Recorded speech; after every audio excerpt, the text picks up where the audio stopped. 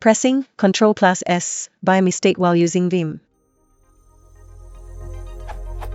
If you press Ctrl plus S while using Vim, would result with Vim to look like as if it is being locked/start without you being able to make more changes unless you press Ctrl plus Q. Could someone explain what is happening and why? Hint, it might be something to do with the OS's terminal driver. Winky face. Due to a negative initial perception from the community, despite having hinted that this was nothing to do with Vim, but some novice may search for a solution with regards to Vim anyway, I would add. This is a duplicate question to many questions, only seen from a different perspective.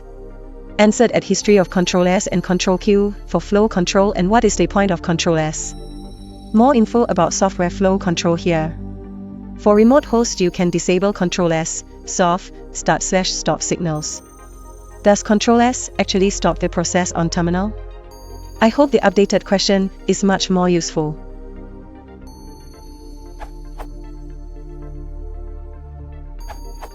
Well, it's no Vim issue. This is called software flow control. There is a bunch of info out there on the internet. According to an article in here, Ctrl S, ZOF, is part of software flow control. ZOF notifies the process or device sending data that the input buffer is full, and it shouldn't send any more data. The software, outputting process, firmware, terminal etc., can choose how to handle the notification, i.e. keep running and buffer data, drop data, pause until XON is received, etc. More info about software flow control here.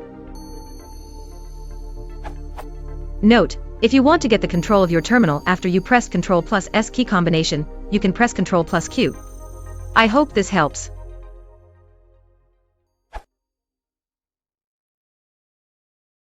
Software